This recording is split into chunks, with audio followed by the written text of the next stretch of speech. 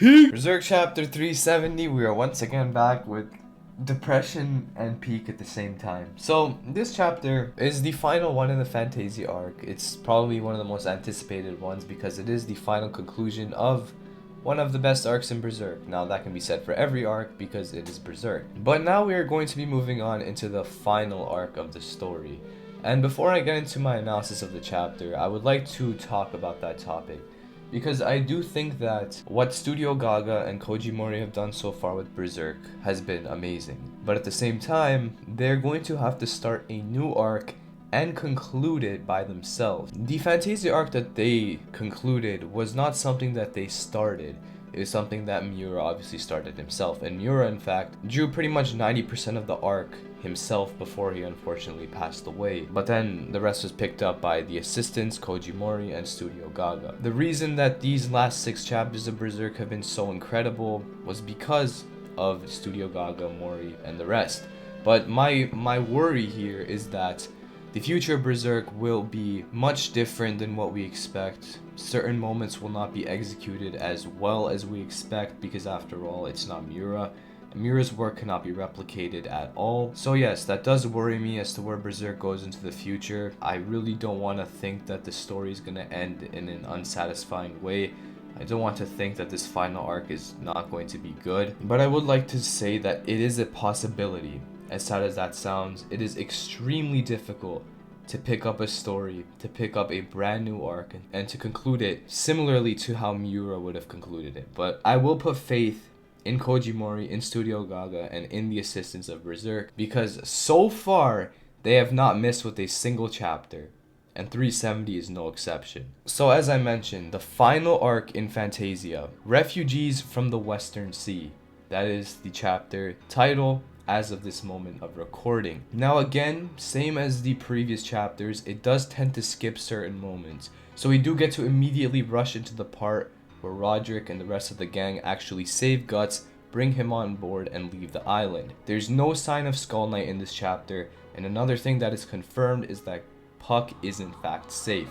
Puck did not get washed away by whatever happened in the previous chapter with all the Astral World figures disappearing. Puck is safe and sound, and we get a Puck Evalera interaction for the first time in these new chapters. We get beautiful dialogue moments in this chapter that we have not yet seen in Berserk, and once again I think this chapter felt the most like Berserk to me. I would say the previous one as well because of the dialogue, but this one truly did feel a lot like Berserk, and I do think that they did capitalize well on the dialogue. The dialogue was one of my main concerns. I didn't think they'd be able to replicate it as well as the past, but they ended up doing it very well. I did truly enjoy the dialogue. I don't really think anyone has disputes against that because, I mean, what can you really dispute? I think the dialogue was perfect. Every character sounded like themselves, and it was really impactful on an emotional level. Morda finally making an appearance. Some people feel certain ways towards Morda. I mean, I'm not going to comment on that, but Morda is a character that I'm quite surprised is still here, since all the other beings got sent back to the Astral World, but the fact that she's here means she might actually be part of the crew now. It does make some sense, but I would kind of wonder why she really needs to join, because we have Shirka, we have Farnese who's doing magic as well. But hey, I'm not complaining, she's a pretty cool character. Now, what's kind of the highlight of this chapter, and it is also a very short chapter, being only 16 pages, which is quite crazy. I don't think the other chapters were that short. I think they seemed shorter because they were spread panels, which count as 2 pages, but I don't think they were really 16 pages, unless I'm just wrong. But here, as Shirka says she's going to also help them recover the people, Morda brings up an interesting point about Guts. And she says that he kept gazing up and mumbling something. He looked like a broken man to me. Now this panel right here, incredibly drawn. Honestly, this panel alone right here may depict Miura's art style the best of any panel so far. It looks one-to-one. It absolutely looks one-to-one. The dialogue seems perfect. The art of the Berserker armor, the art of Morda herself looks perfect. The art in this chapter was god tier. You can say what you want about the events of the chapter. The dialogue and the artwork was perfect. And right here, talking about the Berserker armor is so huge Because what did I say in all of my prediction videos? What did I say in the video where I explained the Berserker armor? This armor can take over Guts when he's in a situation where he does not have the anger to keep moving forward. It doesn't always take over him when he himself is angry. I think I'm right with this one. I'm not gonna lie. I think I'm right.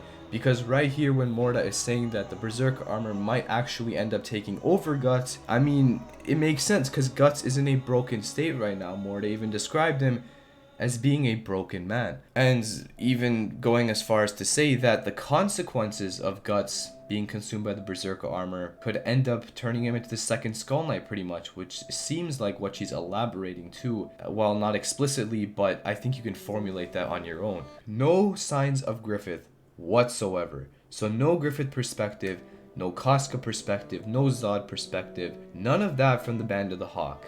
We're simply with the crew that we've been with the entire time. Now, some complaints people may have with this chapter. It's not one that dramatically concludes the arc, but I don't think it needs to be. The reason I say that is because the chapters preceding this one were very dramatic, were very impactful emotionally and in the narrative perspective in general, because let's be honest, the events that happened were some of the biggest turning points in the entire story of Berserk. And not to mention, I mean, it was just amazing. Like, who's gonna dispute the fact that the chapters that have come out after the unfortunate death of Kitara Miura Sensei were not incredible? I mean, they just were. It was an absolutely phenomenal conclusion to the Fantasia arc. As soon as the Moonlight Child stepped onto the island, right after that, it was just all hell broke loose. And what a phenomenal conclusion to the arc.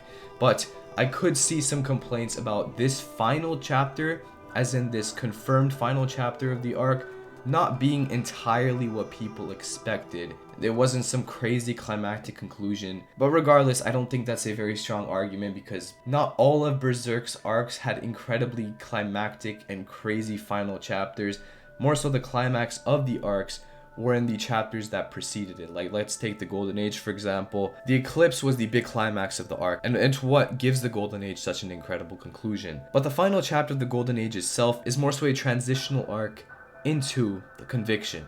Same thing here is I think what they're doing. Alright, I'm going to stop stalling. I've talked a lot about nonsense. Let's actually get to the best part of the chapter. Guts we have not gotten dialogue from, I mean, in how long? I don't even know. Since Miura Sensei's chapters, we have not gotten dialogue from Guts. Here we go. Dialogue from Guts. Did you worry that they were going to mess it up? Did you worry that it was going to be out of character? I'm so impressed with the way they did this. These final 3 panels,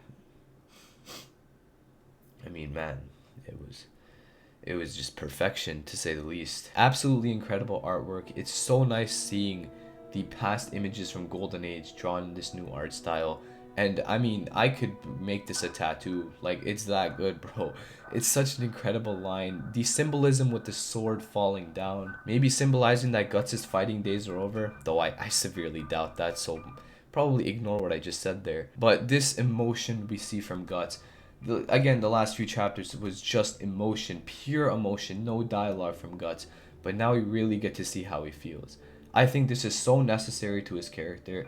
I think if we didn't get this, it would not be like Guts. It just makes him so much better. It just makes so much sense to include this. I think it's so necessary, and I think it's so beautifully drawn. All this time when I couldn't depend on anything else, anyone else, when I had nothing, I still had your strength to hold on to. You were all I had.